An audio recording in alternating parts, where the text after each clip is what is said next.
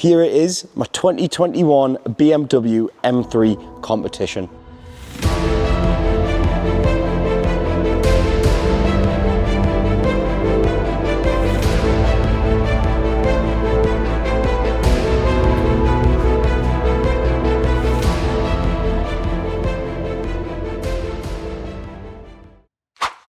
So I've just got to the place where the car is.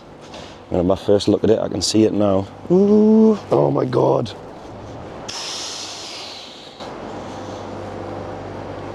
Oh, it is quite bad actually. Let's see, how badly damaged is this? Oh my God, it's fine. I think it's fine. Oh yeah, that's fine. Oh yes. Yes, the main thing I was worried about was this part of the structure here. But when I'm looking in here, it looks fine. Oh, yes.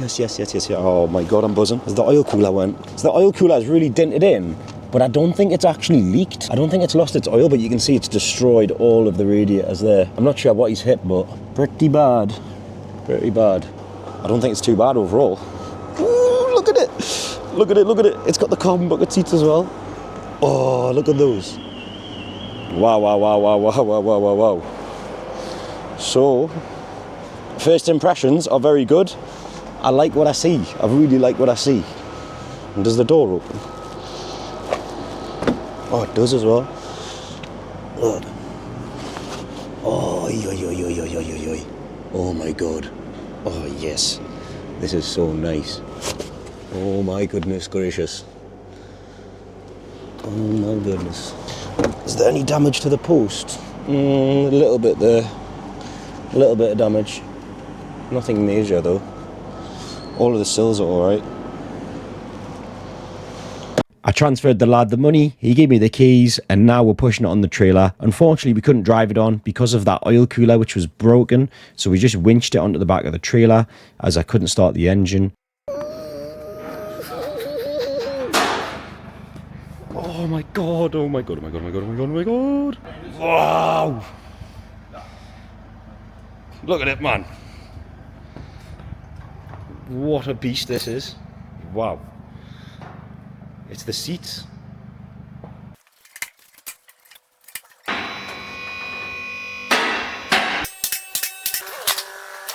Wow.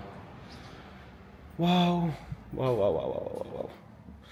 How is this mine? How is this mine? So here it is in the garage now, and I'm absolutely over the moon. Like, I've bought my dream car again, I guess. I know it's not an M4, but the M3 and the M4 are basically the exact same thing. And just look at it, like, oh my God. Now, you might be curious as to where I actually bought the M3 from, because obviously I didn't pick it up from a salvage yard. I actually bought it from a private individual. He crashed the car and he went through his insurance, but he actually got the ability to buy the car back at a really cheap price. And what happened was he contacted me and I said, look, I'll buy this car off you, no problem. I'll pay the insurance buyback and I'll give you a little bit of money. So not only did he get the money from his insurance, he also made a little bit of money from selling the car to me. And this is where Second Gears comes in. This is a platform dedicated for cars just like mine. They might be crash damaged or they might just have simple issues which you can select from this list here. So if you've crashed your car or it has issues that you don't want to fix, sell it now through Second Gears and get offers from people like me. It's completely free, so you've got nothing to lose, and using this website, make sure you can sell your car to the highest bidder. And to sign up on the website as someone who can buy cars as a dealer, you don't actually have to be a dealer. You can be someone like me who's just a rebuilder, and you can sign up through there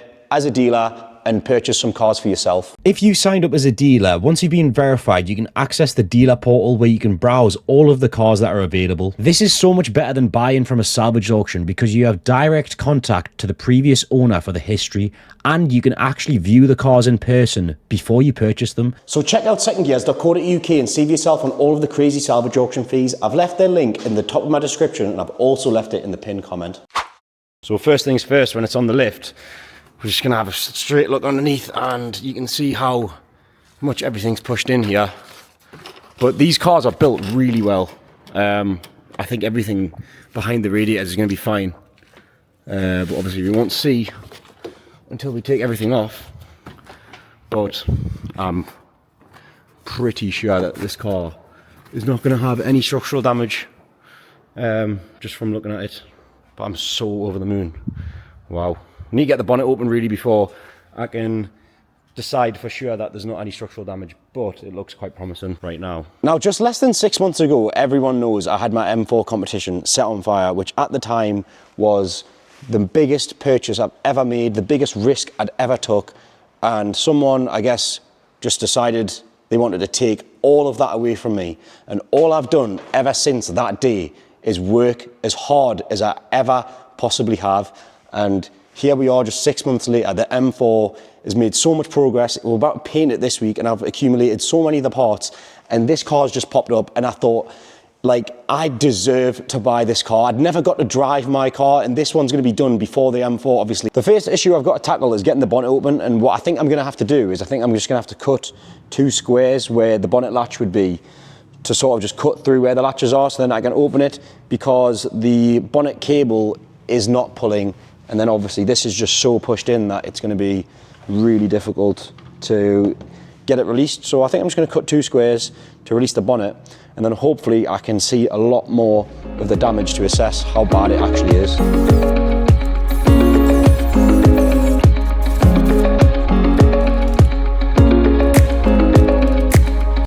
Here we'll go. So I've loosened both the hinges off. Now the bonnet should lift up, technically.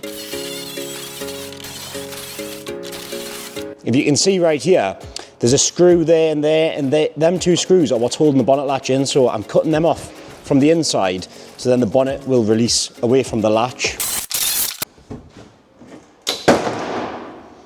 Boom! There we go. Oh, I didn't get that on camera. I didn't get it on camera, but the bonnet just popped off there. There is the beauty. Wow, look at the engine. And I can tell straight away that the engine mounts haven't broke, because if you look at where this brace is sat with the engine cover, if any of the engine mounts were broke, the engine would be dropped down, like the engine cover would be sat below this brace, if that makes any sense. But, ooh, the all important part right here, that does not look touched to me. That has not moved one bit. I can tell you that right now, that has not moved. He said that he only crashed going about 30 miles an hour, so it wasn't a very high impact crash. I think it was just, like, the bonnets are made to crumple very well, so I think the bonnet made it look a lot worse than it was. But I highly, highly, highly doubt that that's being pushed back. You can see that this little metal brace here is bent a bit, but still, I was expecting that to be worse, to be honest. That's just this sort of piece. Obviously, you're gonna need a full new rad pack and a headlight, but I'm really happy with that there. I'm sure that that's fine. I guess when I pull this bumper, yeah, there's loads of parts of broken headlight. I want to have a look at this chassis leg. That's what I want to see.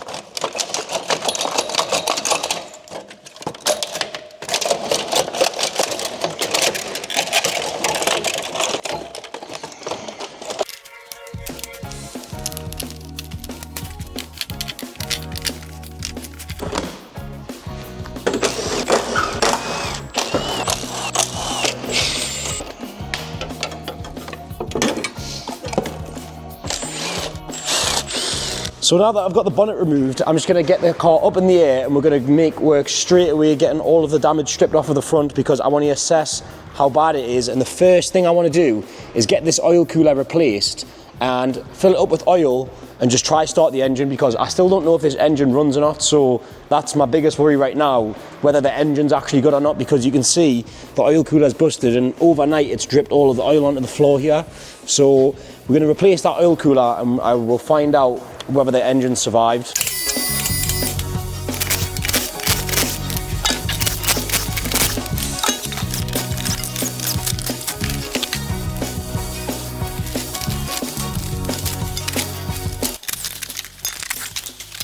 So this radiator bracket here is quite bent and it's blocking all of the bolts that I need to get to be able to remove the crash bar. So I'm just going to try to sort of bend all of this forward using a pry bar. I don't know how well it's going to work.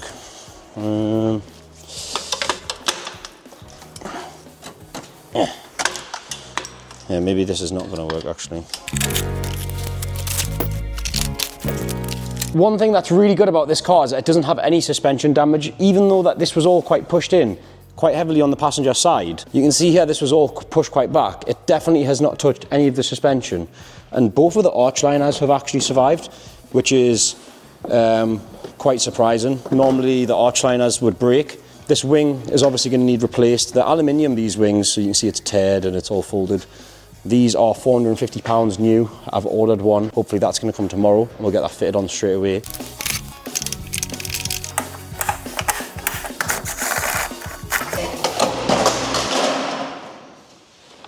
Oops. Good job it was a damaged wing.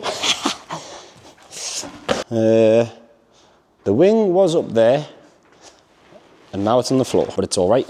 We don't care about that wing. I thought I'd actually got lucky in that this radiator had survived, but it hasn't. You can see there, it's got a massive hole in it, so I'm gonna need to replace that radiator. I was trying to be careful with removing it, but obviously I don't care about it now, so I can just... Now that I've removed the radiator on the passenger side, I'm also removing the radiator on the driver's side. That's because behind where this radiator sits is where the bolts are for the chassis leg. This holds all of the slam panel in place, which obviously is damaged on my car. So you can see I'm removing the 4 bolts on both sides. One of them was kind of stuck behind this bracket as well, so I ended up loosening the bottom of the bracket off here, and I could bend it around, and that gave me access to remove that last bolt. And then I'm just removing all of the other bolts which are holding the rest of the slam panel to the car. There's some which go on the bottom on the subframe here. So the slam panel has an upper section, so it's sort of your crash bar and all of this piece here, and then there's a lower section which comes down from here and it just attaches to your subframe. So what I've done is I've just loosened this bottom part off, so now all of this should come out on that side, and this is pretty stuck. Come on, there we go.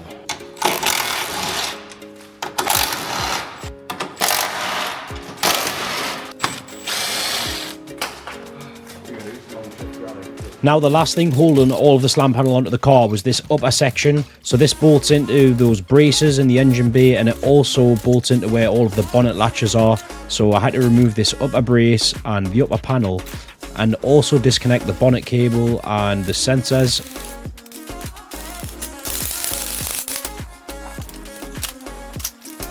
With the slam panel removed, I've now got full access to the rad pack, so now I'm just disconnecting all the coolant lines for the rad pack, and I actually split away the transmission cooler from the rad pack because the lines for the transmission cooler are quite hard to get to. You can see all of the oil coming out of the oil cooler, but these 2 pipes which come from the engine and go to the oil cooler, you can see are really badly damaged. So I'm going to have to replace these 2 pipes. Luckily I've got some spare ones, so we'll be able to replace them straight away. All right, so now that I've removed all the damage from the front end, let's go through a little damage assessment and see everything that's wrong with the car behind the brunt of the damage, and it's really not too bad. So first things first, this little coolant pipe here is broke, but it's not actually even the pipe, it's just the little flange on the front there. This intake is broke from the bracket here, but the actual thing itself is probably fine. But I am going to replace this anyway because I've got a spare one. And then this brace, this V brace, is also bent, but funnily enough, I've also got a spare one of these as well, so that's nothing to worry about as well. The oil cooler pipes, you can see, are really grazed here, so this is going to need replaced. They're a bit of a nightmare to replace because they run all the way underneath the car, but it's no big deal, we can still replace those. This pipe at the bottom is squished as well, but once again, I've got a spare one of those, so that's all right. So overall, nothing to complain about. And if we have a look at the chassis leg, that is definitely not bent. 100% hasn't.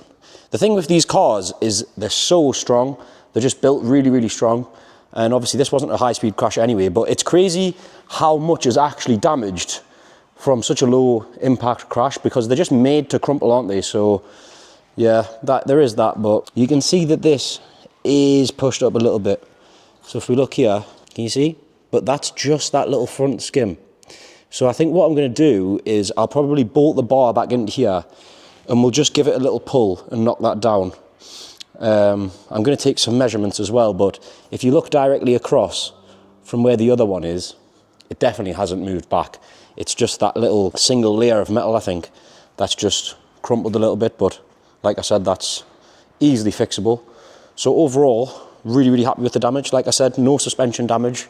That's really nice. I haven't had a nice car like this. Well, I've never had a nice car like this other than the M4.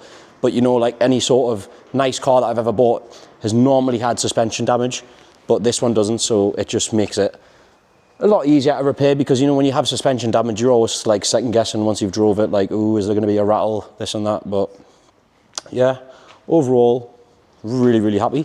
Oh yeah, first thing actually, before I put the rad pack on, I'm going to get the oil cooler pipes changed and put the new oil cooler on, drop the oil, see how much is left in the engine, fill it back up, and we're going to try start the car and see if the engine actually runs, because it's pointless fixing it if the engine's buggered. So let's do that. I'm just going to remove this. This is the transmission cooler. So the oil cooler sits on the bottom here, and then you've got your rad pack for the intercooler, the charge cooler. I think that's it, just the intercooler and the charge cooler. And then this is the transmission cooler for your gearbox, which sits on the front of the rad pack.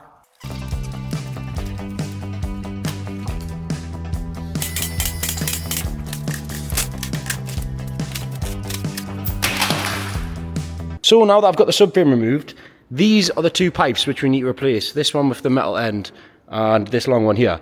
They run above the subframe and they go into the side of the engine. You can see them just there. Them two pipes. They might be a little bit difficult to replace. I've got the replacement ones on the floor here. This is what they look like. I'm gonna fiddle on up there and get those two 10mm bolts out. You can just see them. Now what I'm going to do is I'm going to remove this intake plenum, or whatever it is, like this intake pipe. It's just held in with 4 10mm, and that's going to give me some access to get to where these pipes are running through. I need to remove this anyway because, like I said, it's broke. So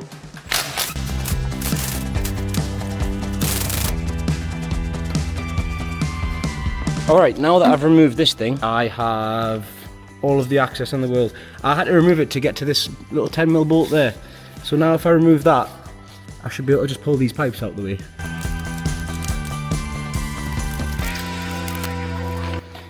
Right, there is the damaged pipes. So these are the damaged pipes and these are the good ones. And if you just look, like there's a bend in the pipe there. And then this one, where was it? Where was it? Oh yeah, it's just this one actually. It's all grazed. So I didn't have to replace them both actually, I only had to replace the one. But I'm going to replace them both anyway, because this one, I'm assuming, yeah, it's a little bit damaged there as well. So we're just going to replace them both.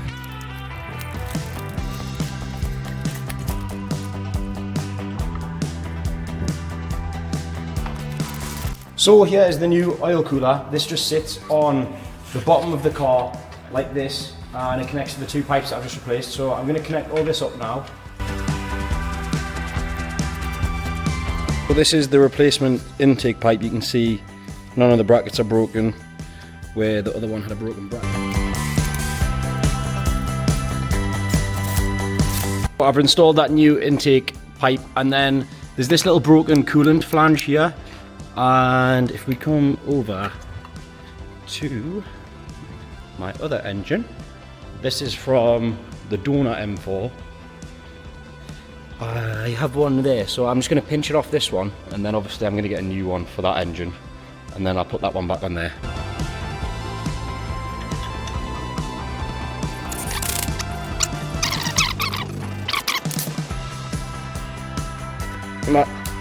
So here is the new V-brace. You can see that this one has a bit of a kink in it, but this one is perfectly straight.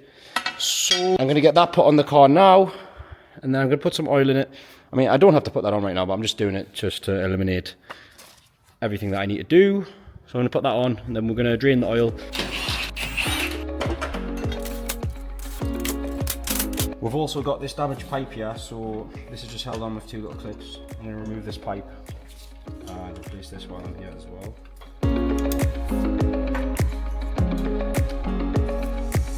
So I'm going to drain the oil out of the engine now. I'm not expecting, I'm going to guess like probably a couple of litres is going to come out, but not much at all.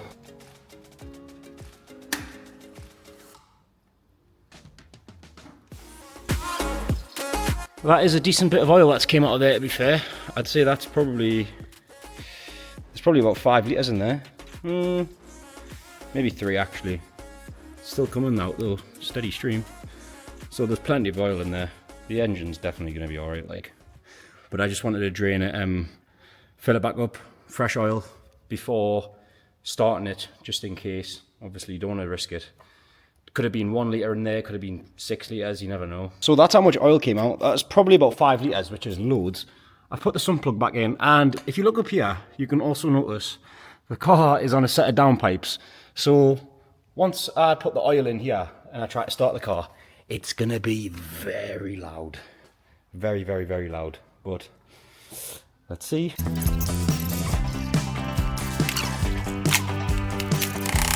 Where's my keys? Ooh. Let's see. Ignition on. No, I didn't connect the battery. Smart ass. Right, ignition on. Brake. We're on.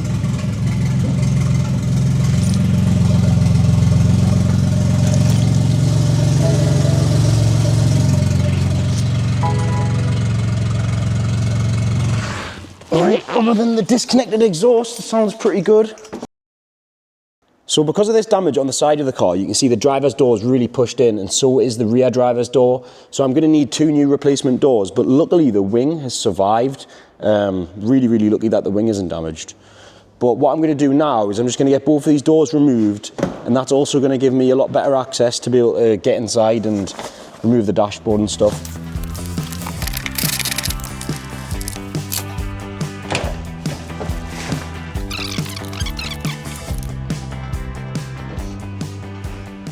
Now that both of the doors are removed, we can take a look at the damage behind the doors, and you can see that this post doesn't have any damage on it at all. Neither does this sill on the bottom, and neither does this sill. It's just this little dent here on this post, which is not a big deal at all. That can easily be fixed. So I'm also worried about this bottom hinge. I think this might be pushed out a little bit, but we'll be able to push that out from the inside. So now that I've changed everything that was damaged behind where the rad pack's going to sit, I've got the new rad pack over here, and I'm just going to start to assemble the rad pack on the front of the car now, along with the slam panel, and just start to get all of this built up. The first thing to go on is these little brackets which connect to the subframe. This is what the radiator clips onto, so it sits onto this little part of the bracket there.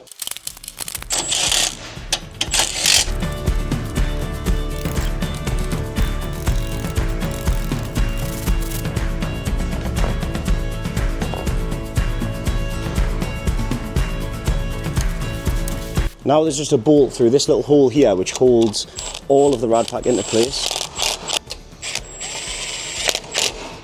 So now we can just start to connect all of the coolant lines back up. So there's one here on the bottom, there we go. There's the 2 transmission lines in here. Might be hard for you to see. I actually couldn't get these transmission lines connected to the cooler, so I had to unbolt it from the rad pack, and that just gave me enough room to twist it around the back, connect the lines up, and then I installed it back onto the rad pack. Now I'm just attaching the rest of the coolant hoses to the radiators and also connecting the electrical connector to the fan.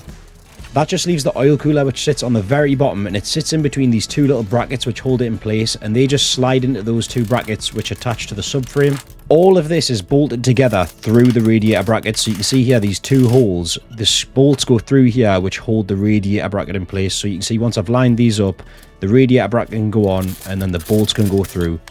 So now I've got the rad pack all installed and the oil cooler across the bottom, and then these side radiator brackets also bolt into the carrier which holds the oil cooler, so I've put those on as well. So now we just need to put the main section of the crash bar on, but I still need to straighten this bit out. So what I'm going to do is I'm just going to take this top panel. So basically what I'm going to do is I'm just going to leave this top panel off, because then that should give enough access to be able to reach that part which needs straightened out, and then I can just put that top panel on later, but it means I can put the main part of the crash bar on now. So that is what I'm going to do now.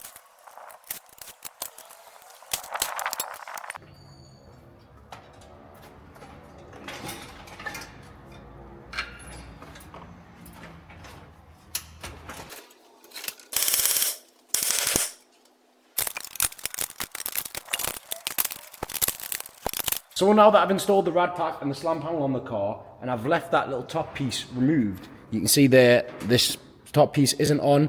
You can still get access to flatten this out, but whilst I wait for Connor to come to do that, I'm gonna start on the interior with the airbags. So I take you into here. You can see obviously the steering wheel airbags went, the dashers went, and both the curtains have went, and all of the seat belts have went as well. So I'm gonna just start by removing the steering wheel airbag and the dash. Standard procedure, we're just gonna crack straight on with it, get it all removed. I've got a new dash on the way.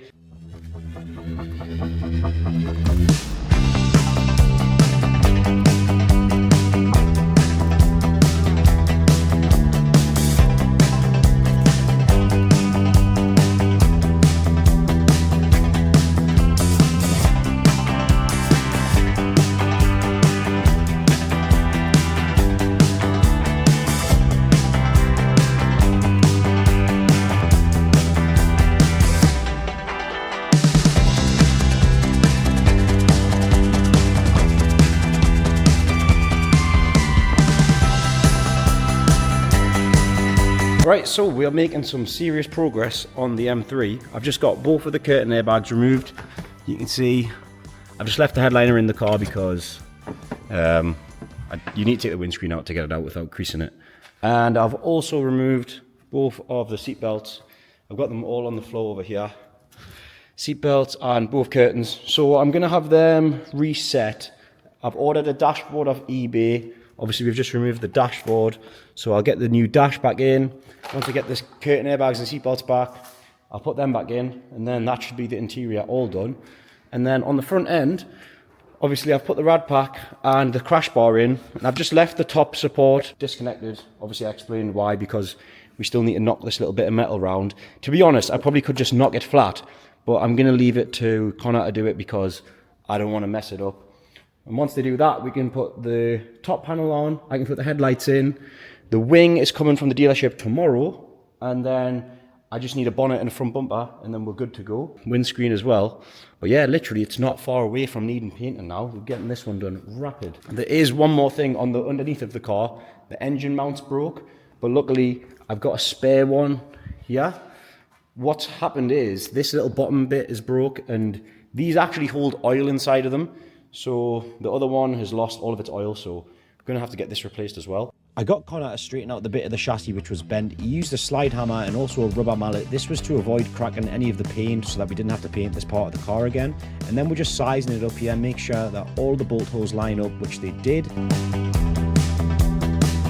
Now I could start to bolt everything back to the car that was in that area, so the wing as well as the little wing bracket which sits on that corner, and then I could start to put the top carrier of the slam panel back on. So that was the slam panel fully built up, and we've done the dash 100 times now, so I'm not going to bore you with the dash. And we also got a new windscreen installed. So that is going to be it for the M3. We've stripped all the damage, fixed a lot of it, and just before the end of the video, I'm going to give you a sneak peek on the M4. It's finally in the paint booth now.